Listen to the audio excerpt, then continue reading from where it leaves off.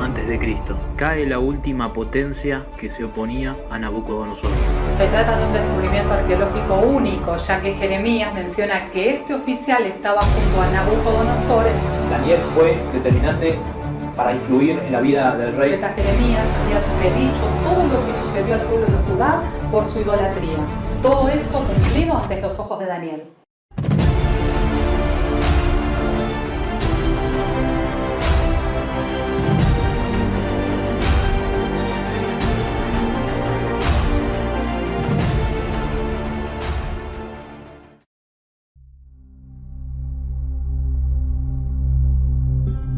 Año 605 a.C. Cae la última potencia de la región que se oponía a Nabucodonosor. Necao, faraón de Egipto, cae en batalla en Carquemis frente a Babilonia, comandadas en batalla por el hijo de Nabopolassar, Nabucodonosor. Ese mismo año se convertiría en el rey de Babilonia tras la muerte de su padre.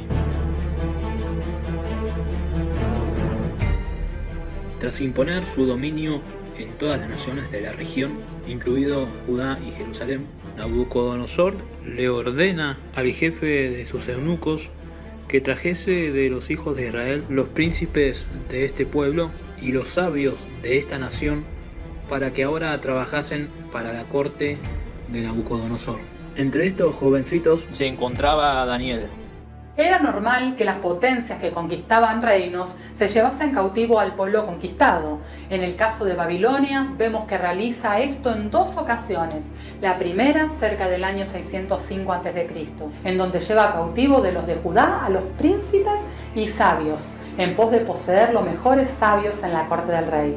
Pero también creían eliminar toda posibilidad de levantamiento, ya que solo dejaban en la ciudad a los de baja condición social.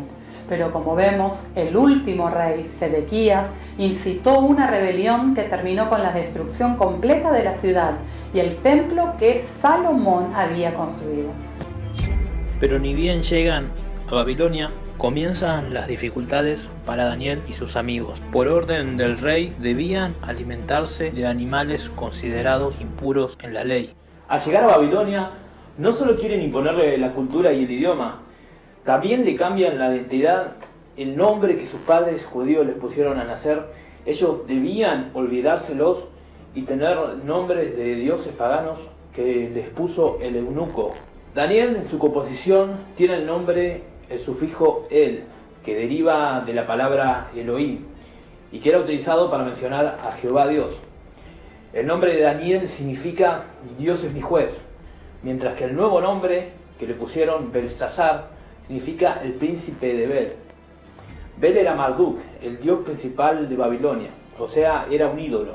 Lo mismo le sucedió a sus amigos, que sus nombres eran Ananías, Misael y Azarías, que significaban amado del Señor, quien como Dios y el Señor es mi ayudador. Ahora deberían llamarse Sadrach, Mesach y Abednego, que significan iluminados por el dios Sol, quien es como la diosa Venus, y Abednego significa el siervo de Nego. Pero Daniel pone un alto. Él no quiere contaminarse con los alimentos impuros que el rey ordenó para ellos. Entonces, él le propone algo al jefe de los eunucos, que como dieta solo iban a comer legumbres y que estarían en buen semblante cuando tuvieran que ver al rey.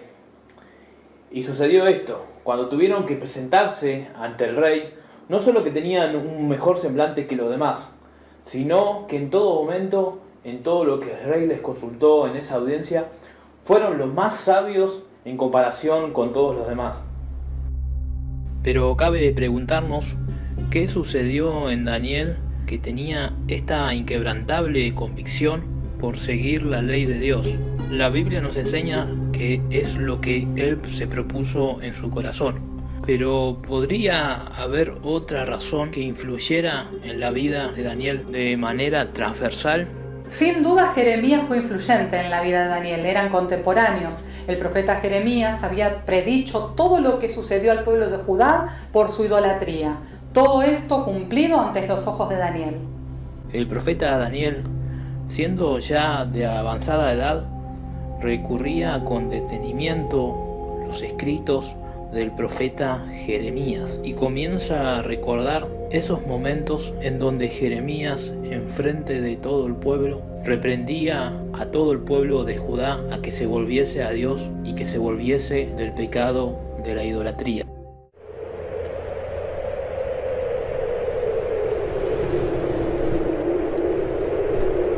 Desde el siglo XVI hasta el siglo XIX, la alta crítica ha negado sistemáticamente la existencia de Nabucodonosor, afirmando así que el libro de Daniel no es más que un libro de ficción, pero una excavación del arqueólogo alemán Robert Johann Koldewey cambiaría y acallaría siglos de escepticismo. 2007, Museo Británico de Londres.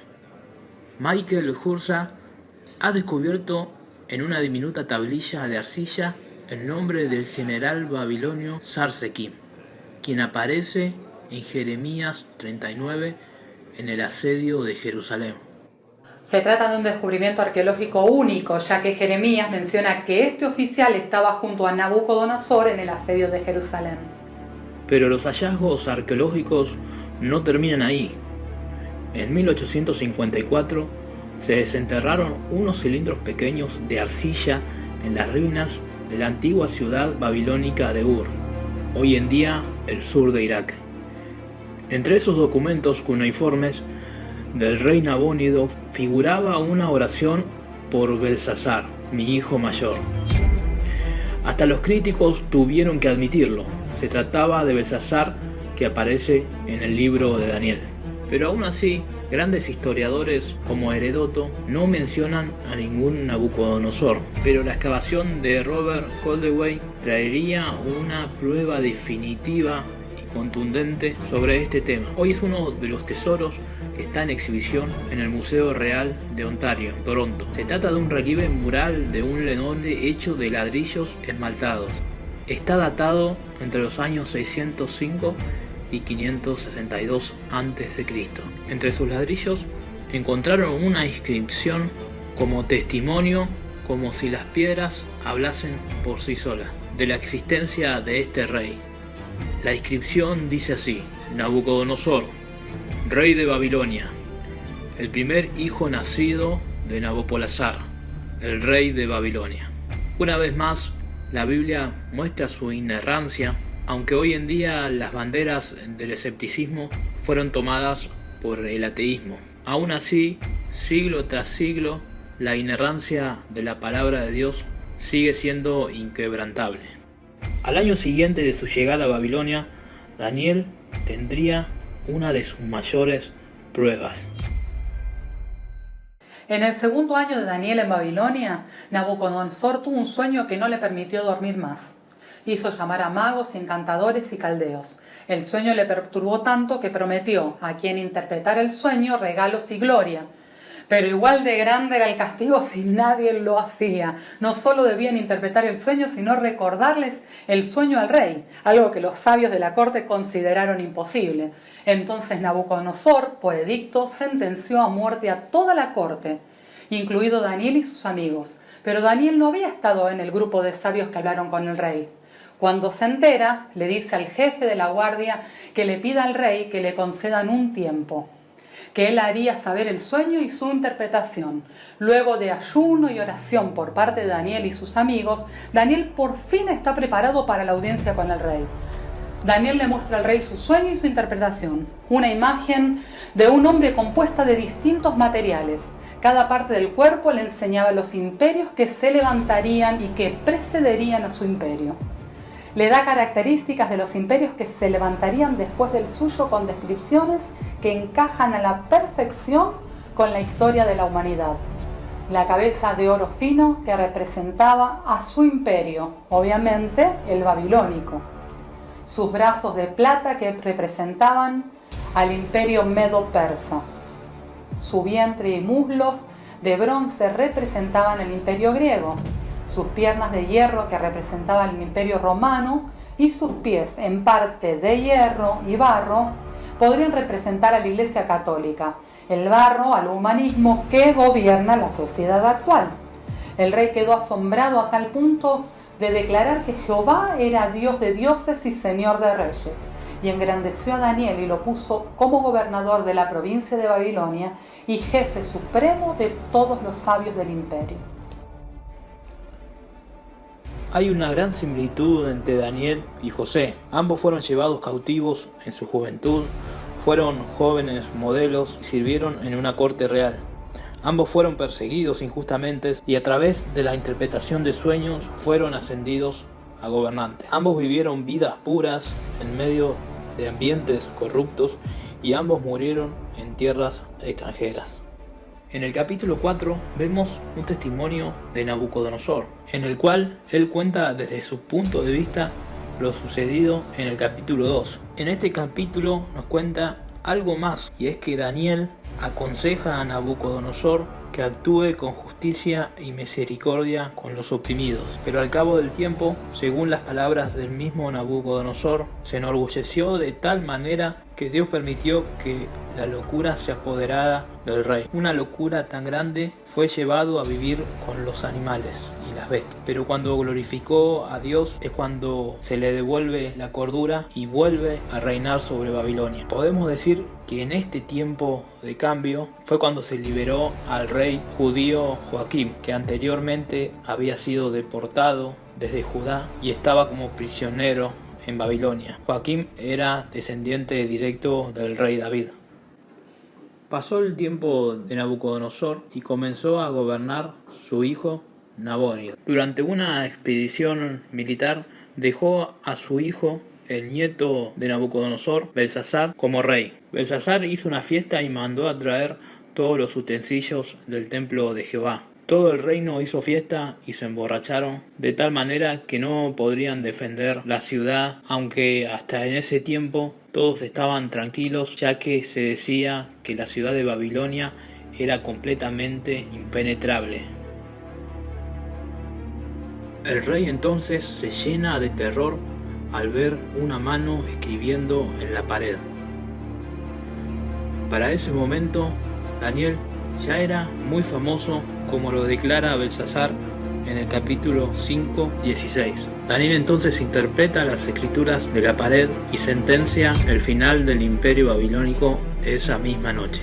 En ese mismo año, Daniel comenzó a tener las primeras visiones sobre el fin de los tiempos. O sea, Daniel estaba en el mayor momento de revelación de toda su vida. Muy seguramente Belsasar creía imposible que alguien pudiese traspasar las impenetrables murallas, pero Darío de Media, quien comandó las fuerzas de Media y Persia, tuvo una estrategia brillante. Ordenó construir un dique, el cual desvió el agua, por lo que los ejércitos pudieron entrar a la ciudad sin asediarla. Darío, como recompensa, recibe por parte de Ciro el reino de Babilonia.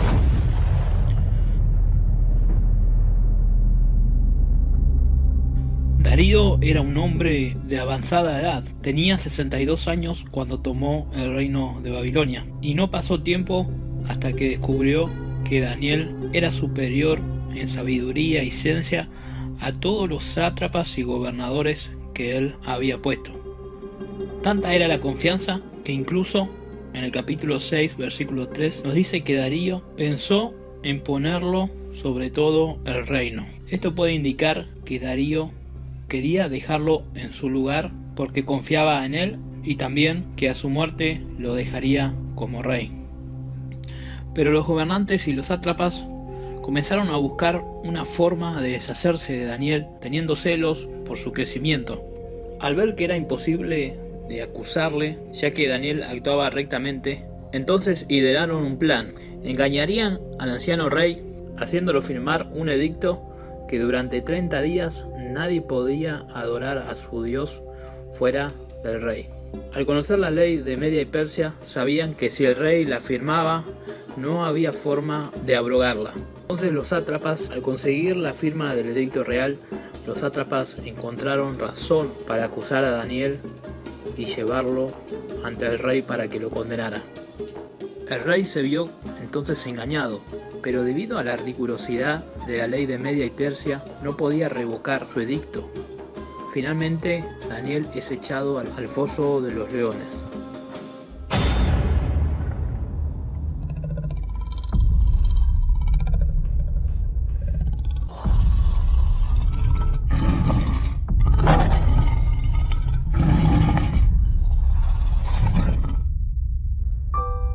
Pero el milagro sucedió.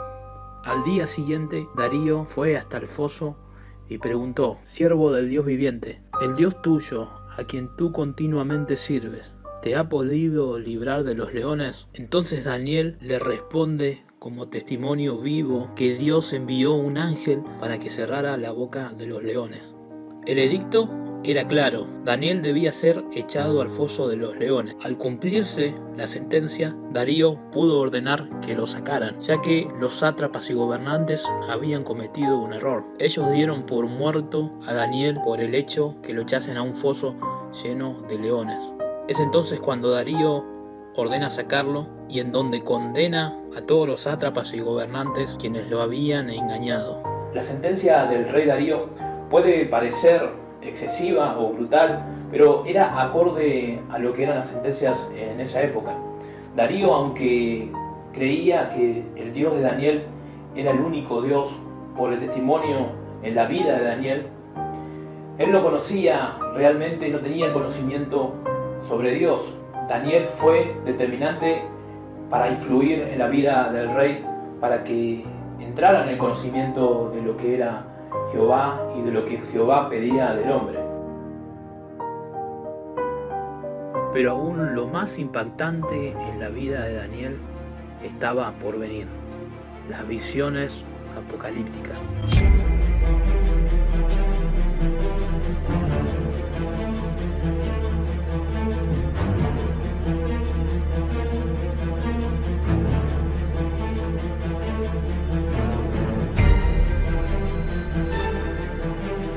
Esta primera visión la tiene en forma de sueño, en donde Daniel ve 4 bestias, las cuales da características para que el lector se imagine aquello que Daniel estaba viendo en las visiones.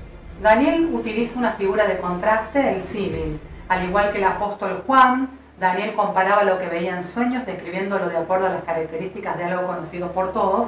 En el caso de las bestias, por ejemplo, la primera bestia como un león con alas. Pero después vemos que las 4 visiones que Daniel tiene también recibe la interpretación de las mismas. Daniel nos dice que vio 4 bestias. La primera era como un león, la segunda era como un oso, la tercera bestia era como un leopardo, y la cuarta bestia no la asemeja a ningún animal o ser vivo. Sin embargo, Daniel nos da su impresión emocional y algunas características que hacían a esta bestia diferentes de las anteriores. Después de esto, miraba yo en las visiones de la noche, y he aquí la cuarta bestia, espantosa y terrible, en gran manera fuerte, la cual tenía unos dientes grandes de hierro, devoraba y desmenuzaba, y las obras hollaba con sus pies, y era muy diferente de todas las bestias que vi antes de ella, y tenía 10 cuernos. Pero vemos que llamativamente Daniel experimenta varios sucesos al mismo tiempo dentro de esta visión. Por eso es que vemos que Daniel se acerca a uno de los que asistían en ese gran día en donde el anciano de días se sentó en el trono y comenzó a juzgar a los santos y a la bestia. Me acerqué a uno de los que asistían y le pregunté la verdad acerca de todo esto, y me habló y me hizo conocer la interpretación de las cosas. Pero ¿cómo Daniel podía interactuar con otras entidades dentro de una visión? Algunos especulan que Daniel pudo haber viajado a través del tiempo. ¿Es esto cierto? ¿Acaso Dios lo llevó a través del tiempo para que algún santo, algún ángel en el futuro le explicara a Daniel todo lo que iba a suceder? Lo cierto es que todo esto se produce en el contexto de un sueño. Por lo tanto, no podemos afirmar algo de esa magnitud y debemos interpretar estrictamente lo que dice el texto. Las 4 grandes bestias son 4 reyes que se levantarán en la tierra. La cuarta bestia será un cuarto reino en la tierra, y será diferente de todos los otros reinos.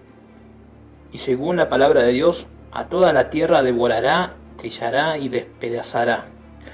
Los 10 cuernos de la última bestia significan que aquel reino se levantarán 10 reyes, y tras esos 10 reyes se levantará otro, el cual será diferente de los otros primeros, y a 3 de esos reyes derribará. Esta es la misma visión que tuvo Juan 600 años después, en Apocalipsis 17:12. Y este cuerno o este rey hablará cosas en contra de Dios y en contra de los santos de Dios, y los perseguirá y querrá cambiar la ley y los tiempos, como dice en Daniel 7:25, por tiempo y tiempos y medio tiempo. Según dicen los expertos, esto refiere a 3 años y medio. El relato del capítulo 7 termina con la victoria del Altísimo, quien se sentará como juez y le quitará el dominio a la bestia, y los santos heredarán la tierra en lo que Daniel denomina como el reino eterno. En el capítulo 8 ya vemos una nueva visión que tuvo Daniel, pero esta vez no fue en sueños.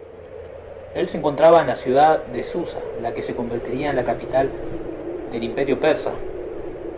En esta visión ve un carnero y un macho cabrío, y ve cómo el macho cabrío derriba al carnero. Pero al igual que en la anterior visión, Daniel no comprende del todo cuál era el misterio que develaba lo que él estaba viendo. Así es que vemos la primera intervención del famoso ángel Gabriel, el mismo ángel que anunciaría a María que daría a luz al Mesías, al Hijo de Dios. Gabriel le enseña la interpretación de esta visión. El carnero era los reinos de Media y Persia, y el macho cabrío era el rey de Grecia, quien sería el encargado de derribar al imperio persa. También le interpreta cómo es que el rey de Grecia, y más que nada su imperio, sería dividido en 4. Cuando murió Alejandro Magno, el imperio se dividió entre sus generales de confianza. Comenzó un periodo llamado helenización, en el cual los pueblos que estaban dentro del imperio comenzaron a tomar las costumbres de la cultura griega. Fue tan fuerte la influencia que en los tiempos del Imperio Romano, cuando Jesús predicaba, el idioma que utilizaban todas las provincias era el griego. Durante la campaña militar que Alejandro Magno emprendió contra Persia, y en su paso luego de conquistar Tiro y con rumbo a Egipto, el encuentro con la ciudad de Jerusalén era inevitable. El sumo sacerdote en Jerusalén en el año 323 a.C. era Onías I. Y en efecto, según el Talmud y según el historiador Flavio Josefo, el sumo sacerdote salió al encuentro de Alejandro Magno. Muchos han especulado, y no es descabellado afirmar que el sumo sacerdote le haya mostrado a Alejandro Magno el libro de Daniel, más específicamente el capítulo 8, enseñándole cómo la palabra de Dios, por medio del profeta Daniel, ya había anunciado la llegada y las victorias de Alejandro Magno y de Grecia. Pero según el Talmud y el libro de Flavio Josefo, en ambos relatos el sumo sacerdote del templo de Jerusalén, temiendo que Alejandro fuera a destruir la ciudad, salió a su encuentro antes de que llegara. La narración describe cómo Alejandro, al ver al sumo sacerdote, se bajó de su caballo e hizo una reverencia. En el relato de Flavio Josefo, cuando el general Parmerio le preguntó la razón, Alejandro respondió: no hizo una reverencia ante él, sino ante el Dios que lo ha honrado con el sumo sacerdocio, pues he visto a esta misma persona en un sueño. Alejandro interpretó la visión del sumo sacerdote como un buen presagio, y por lo tanto se apiadó de la ciudad de Jerusalén, absorbiéndola pacíficamente. El fin del capítulo 8 nos presenta a alguien que iba a traer ruina sobre Jerusalén, y estamos hablando del infame Antíoco Epífanes.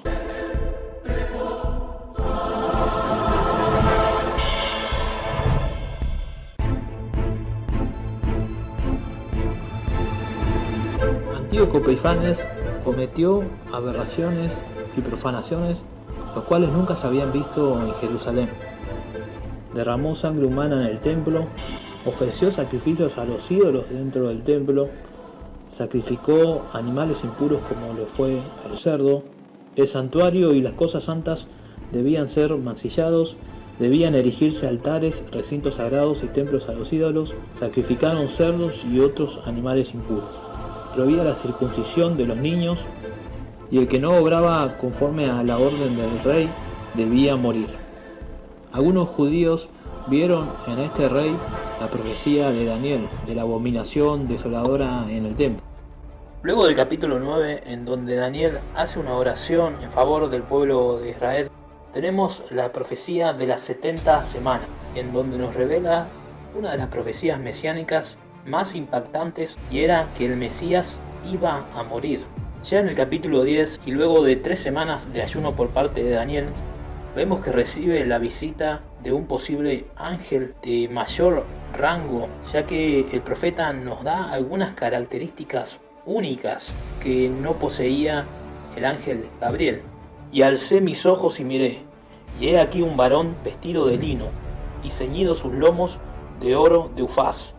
Su cuerpo era como de berilo, y su rostro parecía un relámpago, y sus ojos como antorchas de fuego, y sus brazos y sus pies como de color de bronce bruñido, y el sonido de sus palabras como el estruendo de una multitud. En este capítulo, este ángel nos revela un secreto impresionante, que es la guerra espiritual que llevan adelante los ángeles de Dios frente a los ángeles caídos de Satanás. Y es que parece mencionar que estos ángeles tienen paridad de condiciones frente a los ángeles de Dios. Entonces me dijo: Daniel, no temas, porque desde el primer día que dispuse tu corazón a entender y a humillarte en la presencia de tu Dios, fueron oídas tus palabras, y a causa de tus palabras yo he venido. Mas el príncipe del reino de Persia se me opuso durante 21 días. Pero he aquí Miguel, uno de los principales príncipes, vino para ayudarme. Podemos ver en los relatos de las visiones que Daniel había quedado espantado ante estas revelaciones, por lo que podemos deducir lo fuerte, poderosas que estas visiones podrían ser. Entonces el ángel le muestra lo que sucedería luego de la muerte de Alejandro Magno, pero también lo que sucedería en los tiempos finales. Es importante entender que la cultura greco-romana veían las profecías con un tiempo y un cumplimiento. En cambio, el pueblo judío tiene una cosmovisión distinta, dado a que si una profecía se cumple hoy, al ser cíclica puede volver a tener más adelante otra vez su cumplimiento. Esta profecía tuvo un cumplimiento parcial en el tiempo de Antíoco Epífanes, pero tendrá un cumplimiento completo cuando surja el anticristo al fin de los tiempos. El ángel nos menciona la llegada de un hombre despreciable, el cual no hará caso al Dios de sus padres, por lo que podemos deducir que ese hombre identificado con el anticristo de Apocalipsis será un descendiente de judíos o de árabes. Por último, en el capítulo 12 nos menciona algunas cosas únicas. Como dijimos antes y como vimos visión tras visión, Daniel seguía sin comprender del todo lo que oía y lo que veía. En el capítulo 12:8 vemos explícitamente que Daniel reconoce no comprender aquello que estaba viendo y oyendo. Algo que deja atónitos incluso a las personas no cristianas es que Daniel no comprendía lo que estaba escribiendo. Y eso nos deja una verdad bíblica en cuanto a la profecía apocalíptica. Y es que es progresiva. Las palabras están selladas y contienen misterios. Hasta que llegue el tiempo del fin, nosotros en estos tiempos somos privilegiados porque se está cumpliendo todo y se está develando de a poco los misterios apocalípticos. Daniel, por último, recibe la promesa de que luego del fin se levantaría y recibiría la heredad de parte de Dios al fin de los días. El libro de Daniel trae conceptos únicos, como lo es la muerte del Mesías, la resurrección de los muertos, el juicio final y la vida eterna. Es por eso que honramos a Dios por la vida de este gran profeta, y en el cual, como dice el libro, estaremos junto al Señor y con Él recibiendo por heredad la tierra en el reino eterno. Déjanos tu opinión y tu comentario o tu interpretación de algún texto de Daniel para bendecirnos mutuamente. No olvides compartir y suscribirte. Por mi parte, eso es todo. Te saludo hasta el próximo video.